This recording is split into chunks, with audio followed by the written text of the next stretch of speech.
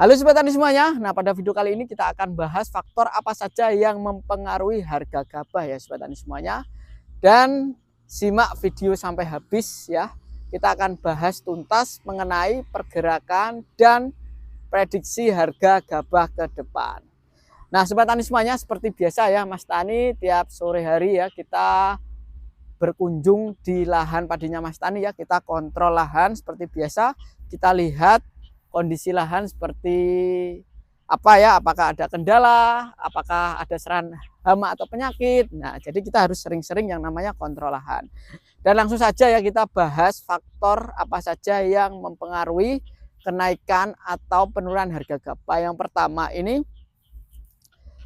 faktor tanam teman-teman. Artinya faktor budidaya lah ya, kita sebut saja faktor budidaya. Nah, pada saat ini teman-teman, itu banyak sekali ya lahan padi yang mengalami kegagalan tanam teman-teman. Artinya ini padi sebelum panen ini sudah gagal, tidak bisa panen. Itu banyak sekali ya di sini, hampir 50%. Dan salah satu lahan milik orang tuanya Mas Tani juga terkena imbas itu karena adanya yang namanya El Nino teman-teman. El Nino ini imbasnya sangat-sangat fatal ya di dunia pertanian. Karena bisa mengakibatkan kegagalan tanam atau ya kegagalan panen juga bisa ya kita sebut seperti itu. Nah, ini salah satu faktor yang nanti ke depan ini bakal adanya kenaikan harga gabah teman-teman ya. Ini menurut Mas Tani. Nah, yang kedua ini panen raya tidak serentak teman-teman. Jadi di berbagai daerah ya ini sudah ada yang panen, ada yang masih baru tanam, ada yang seperti punya Mas Tani. Nah, jadi kondisi semacam ini tuh tidak akan bisa menurunkan harga gabah teman-teman. Ya insya Allah ke depan ini harga gabah bisa tembus di angka 7 lah teman-teman. Ya 7 lebih bahkan. Karena saat ini ya di per tanggal 14 Juni ini harga gabah sudah mengalami kenaikan sebesar 7.000 teman-teman. Nah, terus faktor ketiga ini harga gabah akan stabil kalau ini yang paling penting teman-teman. Kalau pemerintah kita tidak impor beras ya Sobat Tani semua. Nah, ini salah satu faktor penting ya bagi para petani padi. Nah, ini kalau kondisi seperti ini masih bisa terjaga ya insya Allah petani padi kita bisa menikmati hasil jerih payah mereka ya.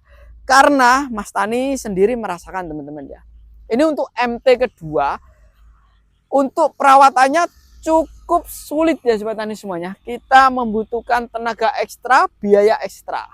Ini pasti dirasakan para petani padi yang lain juga. Nah, silakan teman-teman petani padi sharing ya. Ini untuk budidaya MT2 ini apa yang Mas Tani rasakan itu sama enggak seperti kalian ya. Jadi ini untuk pengendaliannya hamanya itu susah, terus air kita susah. Jadi kalau air susah kita mengeluarkan biaya lebih ya teman-teman ya, seperti biaya untuk kita beli solar, terus beli bensin kalau tidak ada air di sungai kita sedot di air sumur. Nah, seperti itu. Nah, jadi teman-teman ya, kesimpulannya ini untuk MT kedua, untuk harga gabah yang paling penting ini menurut Mas Tani ya, kalau kondisinya tetap seperti ini itu harganya akan naik teman-teman ya, akan naik, tidak akan turun ya. Kalau kondisinya seperti ini. Beda lagi kalau pemerintah kita melakukan impor, itu nanti petani sumpah menangis ini. Karena di 2 tahun kemarin itu pernah kondisinya hampir seperti ini. Kondisi gabah sekarang langka, tapi pemerintah impor begitu banyaknya, ugal-ugalan. Akhirnya gabah lokal kita harganya hancur seperti itu teman-teman. Nah, kalau kondisi ini bisa terjaga, insya Allah ya harga gabah kita tetap terjaga di angka 7.000 lah teman-teman ya. Kalau nggak 7.000 di angka 6.000, tapi 6.000